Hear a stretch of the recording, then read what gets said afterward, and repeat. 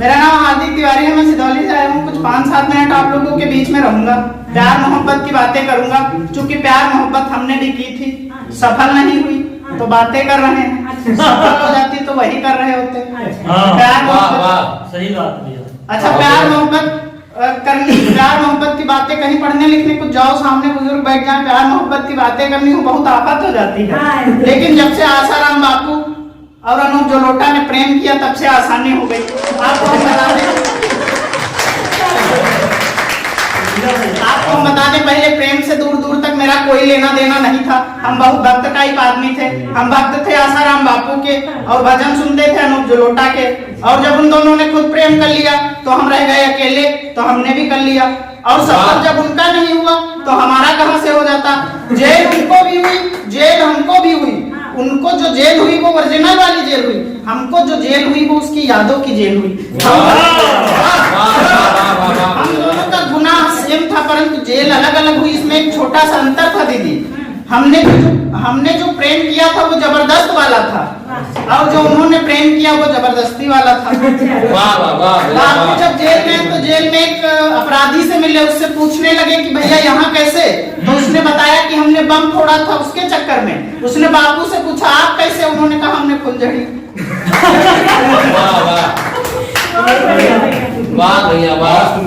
दोस्तों हास्य का कभी ऐसा नहीं है कि कोई अच्छी बात नहीं कर सकता। हम आपको बता दें जीवन में कुछ भी करना पर कभी किसी की कॉपी मत करना, किसी की नकल मत करना। क्योंकि 2 दोस्त थे, एक को अंग्रेजी आती थी एक को नहीं आती थी। एक दिन उनके क्लास में कंपटीशन हुई। टीचर ने कहा हम जिसको जो टॉपिक देंगे उस पे उसको कुछ बोलना होगा।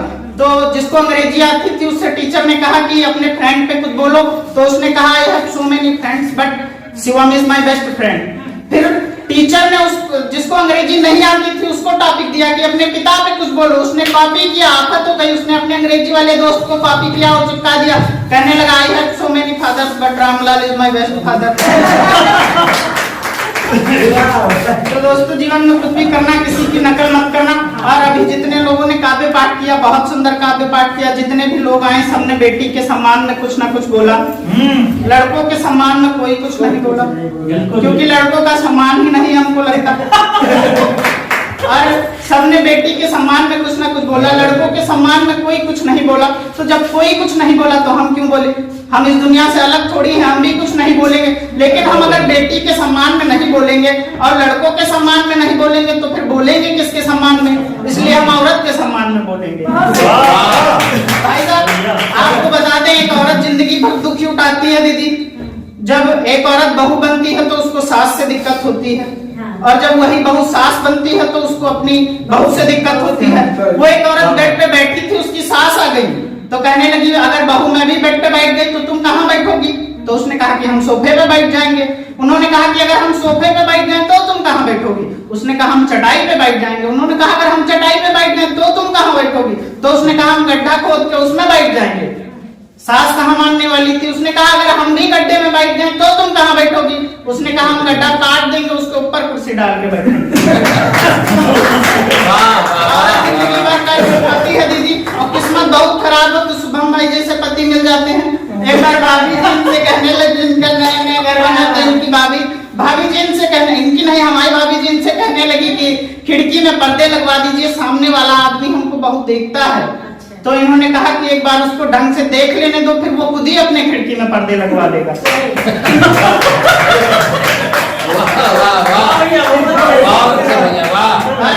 जमाना बहुत खराब है दीदी, भरोसा किसी पे नहीं करना चाहिए। ये बात हमने भरोसा करके सीखी। क्योंकि जिस किसी के साथ भी हमारा प्रेम था वो चरम सीमा पर था। वो हमसे कहती थी कि जान अगर 2 दिन हमारी बात नहीं हुई तो समझ लेना मैं मर गई। और इत्तेफाक से ऐसा ही हुआ, हम लोगों की 2 दिन बात नहीं हुई और वो सच में मर गई किसी और पे।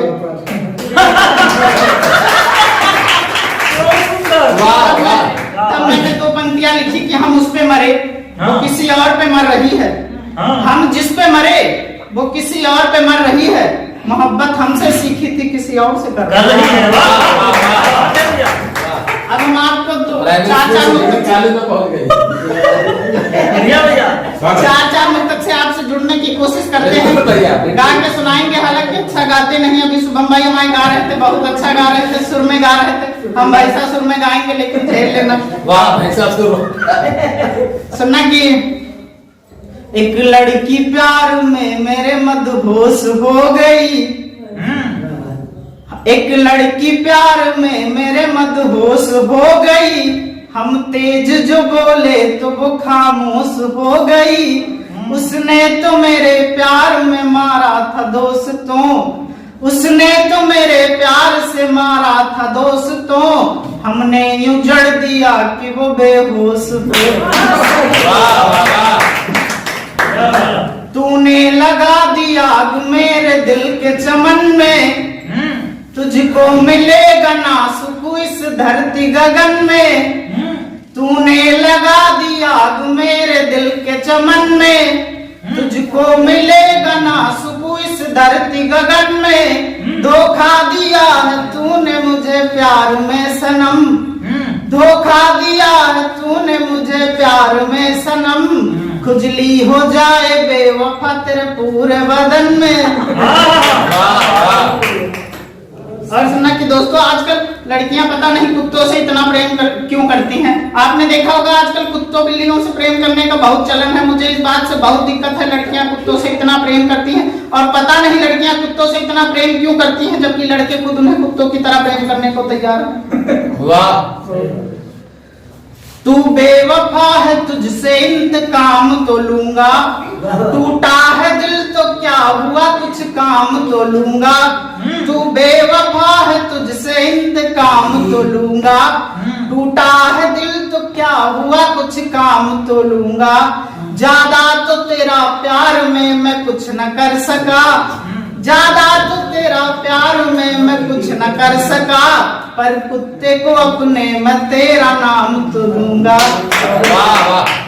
अंतिम 4 पंक्तियां हैं, इसको पढ़ के अपना स्थान लूंगा। अभी किसी फैसले को लेकर लोगों ने धरना दिया, अन्य राज्यों में धरना देने में और उत्तर प्रदेश में धरना देने में क्या अंतर है, वहां से हाथ से उठाता हूं, सुनना अगर समझ में आ जाए तो तालियों से बताना कि तुमको भरी जवानी में बुढ़ा ना बना दे, तुमको भरी जवानी में बुढ़ा ना बना दे, तुम में जो लगी आग है उसको ना बुझा दे, यूपी में धरना देना जरा देखभाल के, यूपी में धरना देना जरा देखभाल के, योगी की पुलिस आपका धरना न सुझा दे। वाह।